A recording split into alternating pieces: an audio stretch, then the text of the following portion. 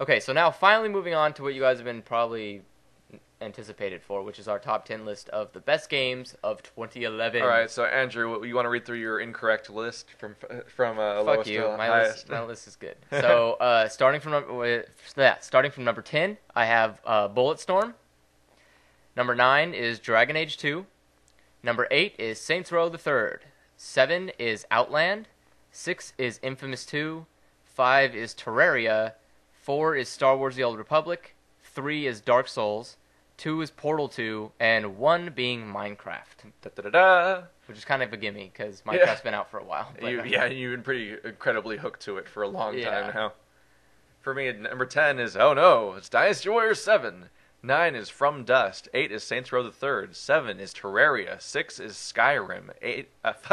I said 8. Derp. 5 is Old Republic. 4 is Minecraft. 3 is Portal 2. 2 is Dark Souls. And number 1 is Bastion. So now we get to duke it out and figure out what our combined list is going to be. The official top 10 for the site. So, yeah.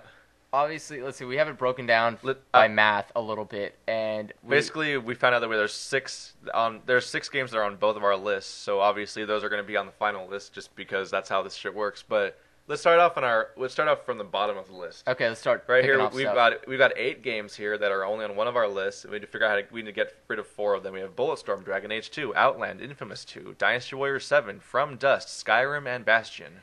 I'm willing to throw away Bulletstorm and that's a hard one. And Bulletstorm. You know what? I'm willing to throw. I'll say right now, if you drop Bulletstorm and Infamous 2, I'll drop Dynasty Warriors 7 and From Dust. Deal.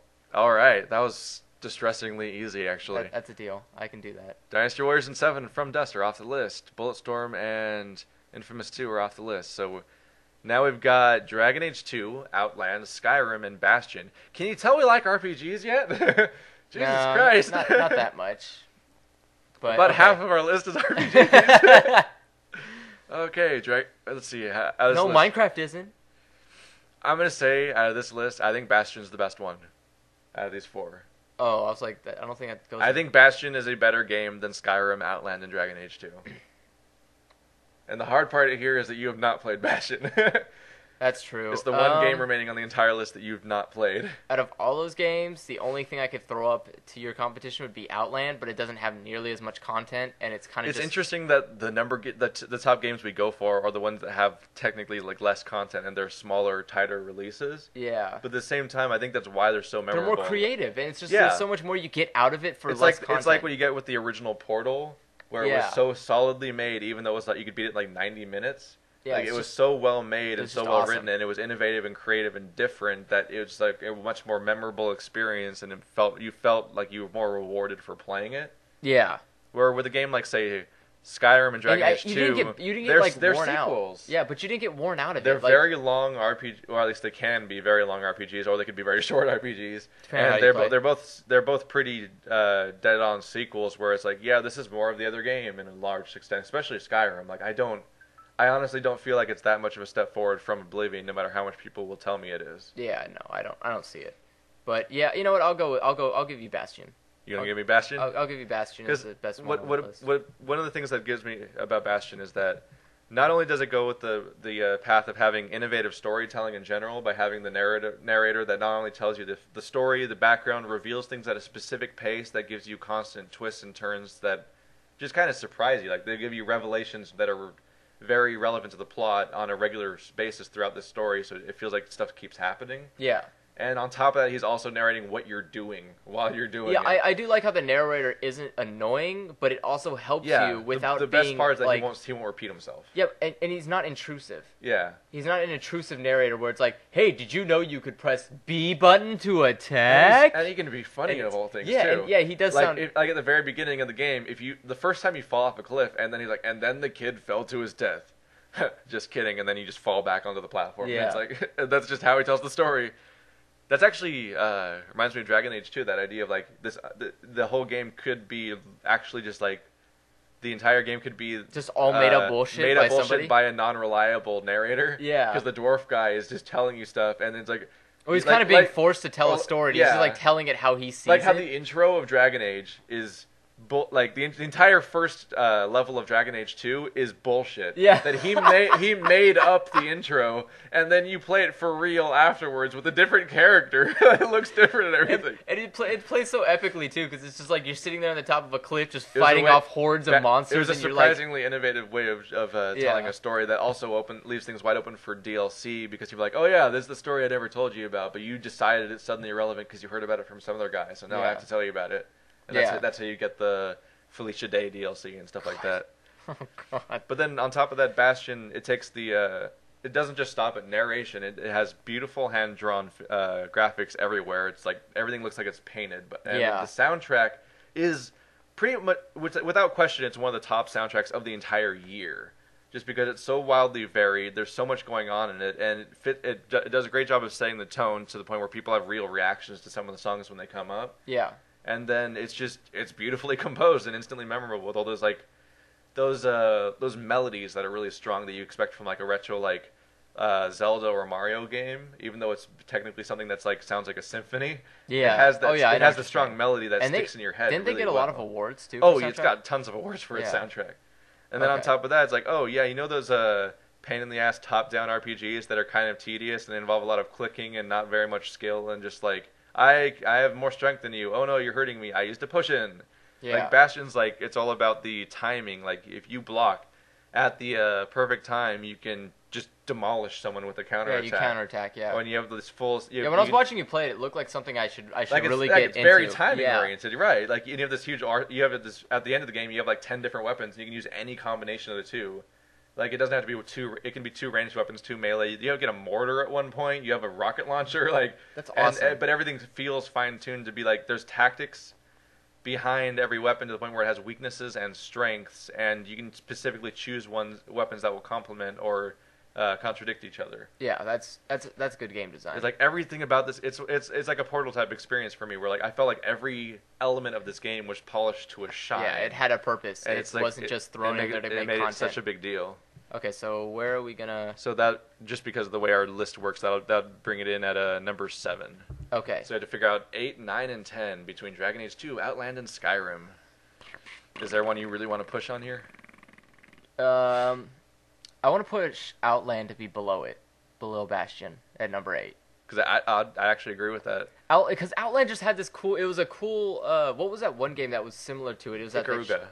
Yeah, Ikaruga. It had that same feeling like Ikaruga, where it's like you have to think on your feet while also doing platforming puzzles. Yeah. And it was one of those kind of games where it's like after a while you start getting into a good flow, but then the game kind of like shakes you up a little bit by going like, whoa, something new just appeared, or like we it's just like they changed the puzzle up just a tiny bit to make it a little bit harder, and you're like, I'm shit. I'm a pretty quick sucker for anything that resembles like Castlevania. Yeah. And it's got that structure to it, which kind of draws me in. And then there's the aspect of like they will keep getting more and more elaborate puzzles throughout the game. Yeah, like in the beginning, when you first learn your powers, you're like, okay, I think I can get the hang of this game. It's pretty easy, and then it starts getting more advanced, and it's like, now shit's shooting at you with different colors. Can you get through it? They took the shoot 'em up bullet hell mechanic and turned it into a puzzle. Yeah, which is pretty novel. That's a pretty good, well done idea. And it's just a beautiful game too. Oh yeah, it's although I can't say I remember soundtrack at all.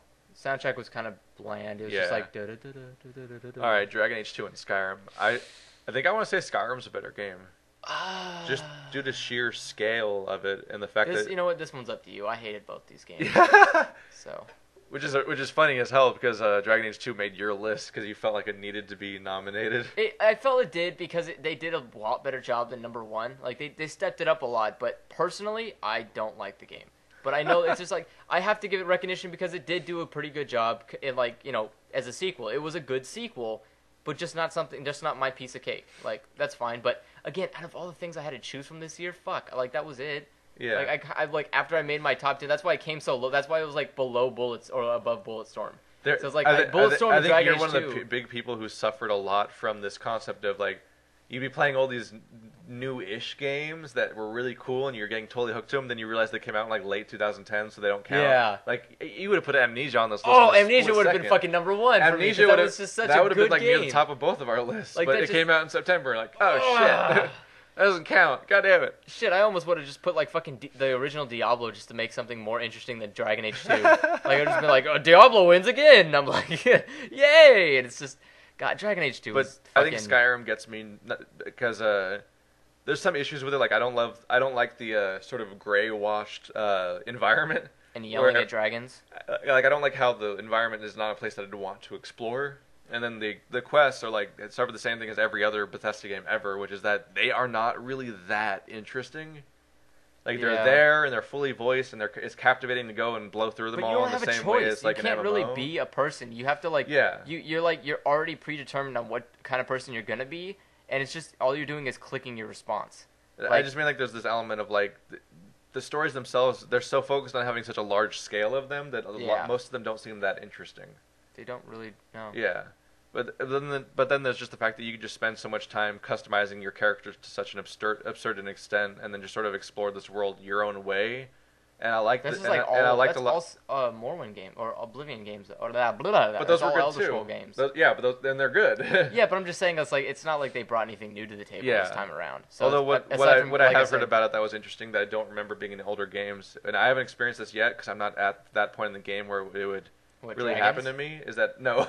I fought dragons. What are you talking about? That's like the only new Lydia, thing no! Lydia, get him! I'm scared! That's like the only new thing I've seen so far. But they have this element where, you know how there's always this massive amount of quests and you would never expect to find any of them really unless you're using a guide, like for the really obscure ones that aren't a part of any guild or anything? Yeah. Because they're just there everywhere. Yeah. Apparently there's mechanics in this game that are built into it to sort of make people's routines happen in a way where you're more likely to encounter the quests that are left to do.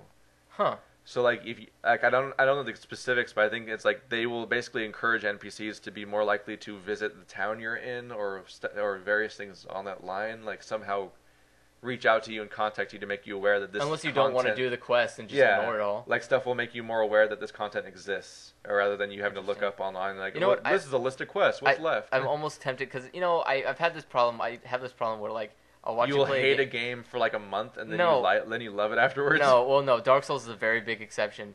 But but after watching, I almost want to play Skyrim just so I can like legitimately feel like I have a right to talk shit because I've played all the other Elder Scroll games. It's just I refuse to play. But all of Skyrim. your criticism of Skyrim is from watching me over the shoulder. Yeah, basically. and so I almost want to play it so I can be like, this is why I hate it. This is where I got. And that's another thing they changed actually in Skyrim that impressed me was the fact that, and this was a legitimately new thing, is they made better graphics. They made that. But they made a third-person combat usable for the first time I've ever seen. Yeah.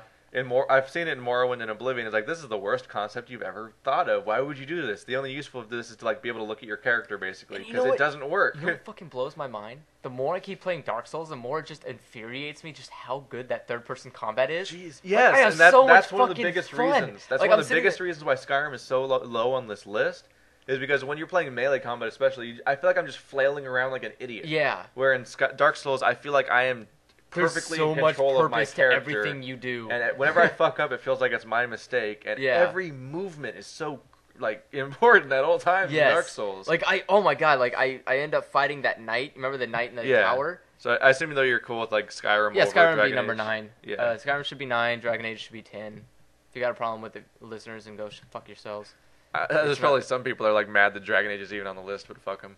Oh. I had an issue with that where I played the hell out of Dragon Age 2. Like I just blew through the entire storyline and I had fun the whole time. And I never had gripes with the game. And then I went online afterwards. Like apparently there's like massive protests to how horrible this game is. I'm like, really? I'm like, really? Like if you go to any video of any Dragon Age 2 thing ever, they're always like Dragon Age 1 was way better, and it's like I never had problems with this game. One of the biggest things that people point to is that it has repeating environments. I'm like, I've never. Well, I did see, and that's one of the things I didn't like. I didn't like where it's like your quests were always in the same 3 areas. It felt I saw repeating rooms, and I'm like, this exists, but then I'm like, that never bothered me on any level. Really? Like I guess I'm so used to that for RPGs that it doesn't bother me. It got annoying after a while. That's kind of why I also started hating it, because it's just like, all right, I've been to this road 3 times, and now there's 3 different routes I've taken. I feel so fucking explorative.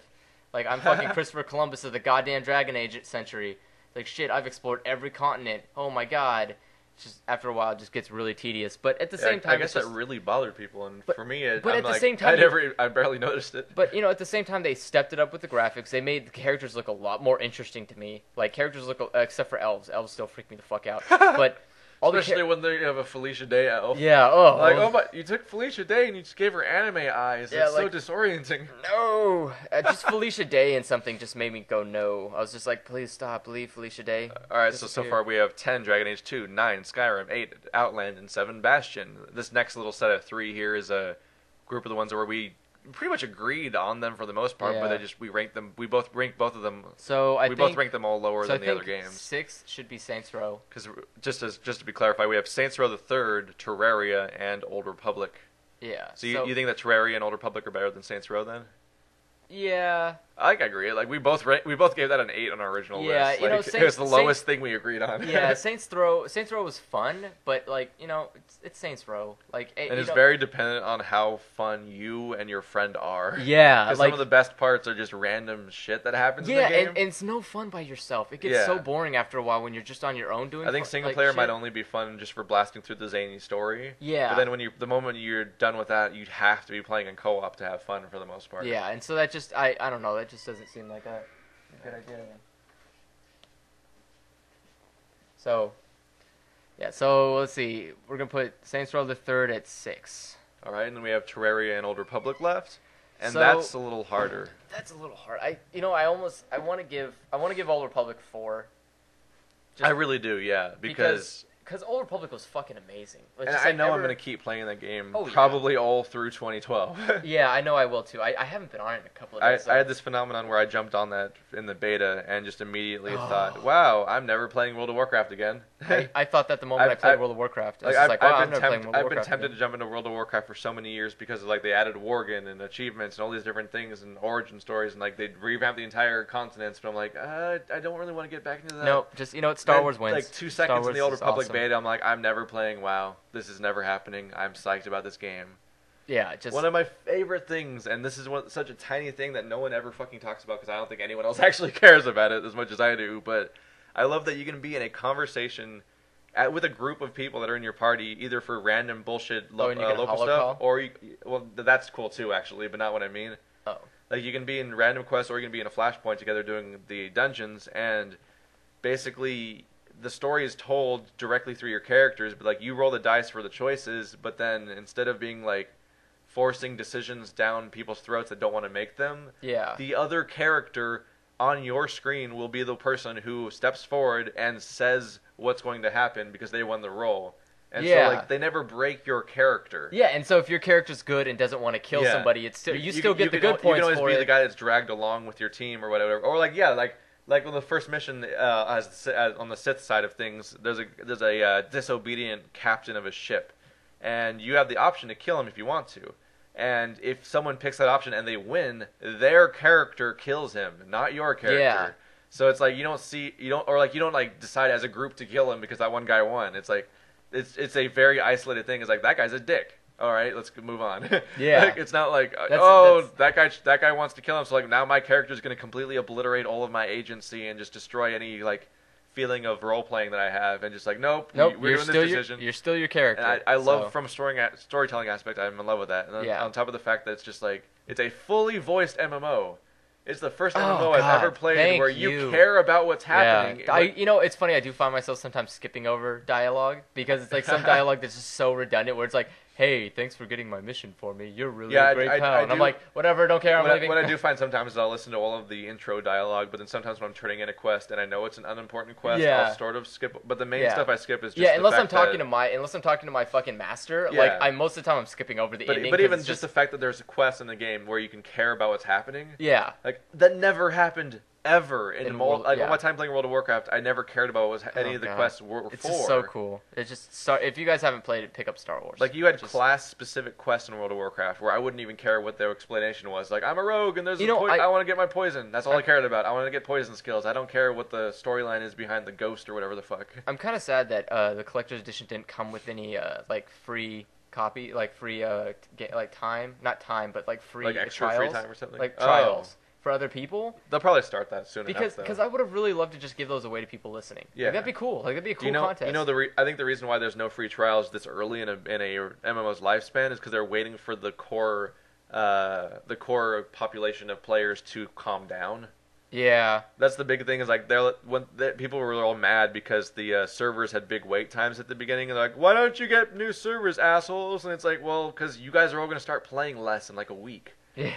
It's like we just like these wait times went away so fast. Yeah, they because did. It's like new MMO. I have to play this every day, all day, all the time. Oh god! And then a week later, I'm like, I'm playing it like every other day. Yeah, like now I notice when I log on, there's no queues. I play it whenever I feel like it, and there's no queues because people are back to being normal people instead of being old MMO releases are so fun to watch. Yeah. People just go ape shit. It's like it's so fun. It's like throwing candy into the middle of a like group of kids, and they're just like sporadic and crazy and punching each other in the face. And it's like, I'm gonna get it first. And then like, after everybody gets the candy, you're kind of just like, all right.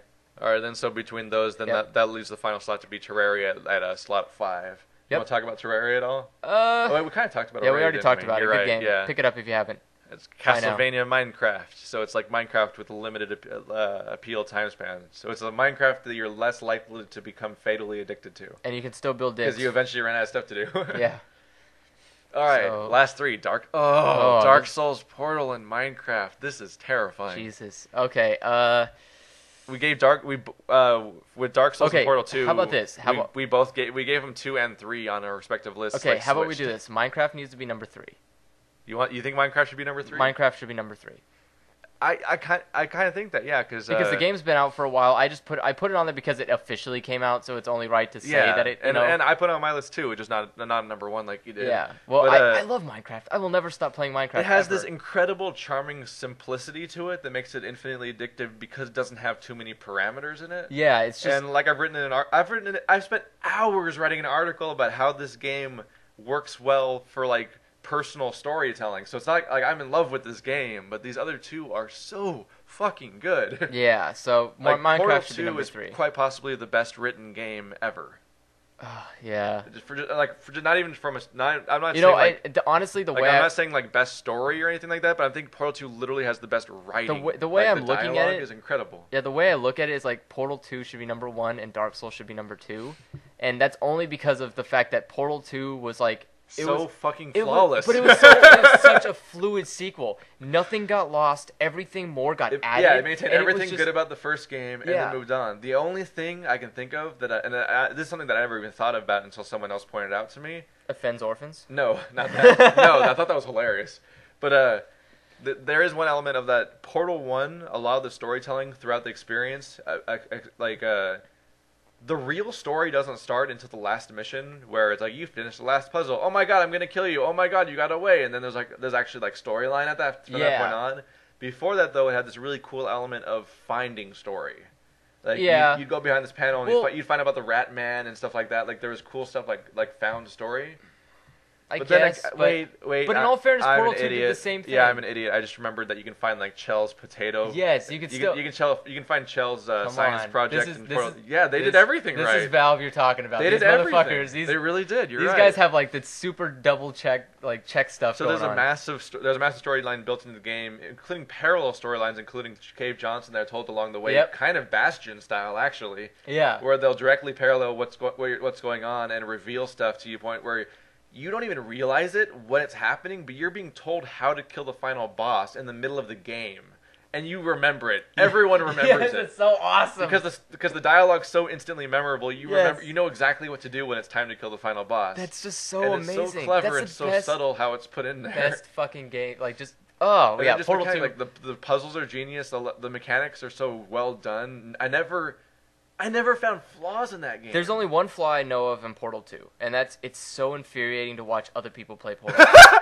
It's just I cannot stand to watch other people play Portal 2. I'm like, fuck you, put the portal right here and go through this hole, goddammit. Stop being a fucking dick. I think it's one of the reasons why I just ultimately decided we shouldn't finish that little video series, because like no one wants to watch other people suck at Portal.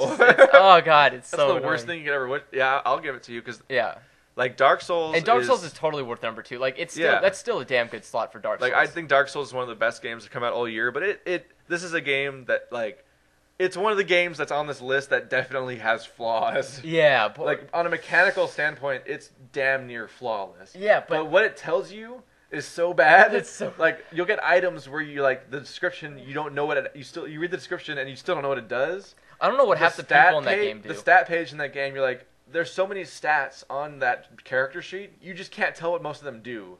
Like there's there's like letters and stuff. You said you start looking all this shit up online because the game like gives no explanation. Like there are stats that are literally a symbol and then a rating for that symbol. And it's like, what does the symbol mean? I don't understand. Well, I kind of figured it out when I started. Like and after a while, but it's like. And then there's the starting level design. It's like there's 3 paths you can take at the beginning, and 2 of them are wrong. By the way, you can go through the skeleton path now. I probably can, yeah. But just the fact that like the power levels, there's like. If you go those 2 paths, they're actually easier to find than the right one. Yeah. You just get decimated. But at the same time, how misleading this game is and how like batshit nuts it is kind of part of the fun because it's so fun to try to figure out how to survive in this absurd world that wants to kill you. Everything about this world, including its level design, is trying to murder you. I think that's just the best part about the game is the fact that it's just murder wrapped in exploration. And one of the big steps forward I think it took is that they curved the difficulty back a little from Demon's Souls. Yeah. And the difficulty's still there. I don't know. They made it not insane. They just put it on hard mode. What I mean though is that the mechanical like on a mechanical standpoint, it's not like your combat is not easier or harder. No. The main thing is the fact that they added campfires. Yeah, those are the best bonfires. Because in Demon's Souls, you had like a hub of levels you could choose, and then if you died, you'd start the level over.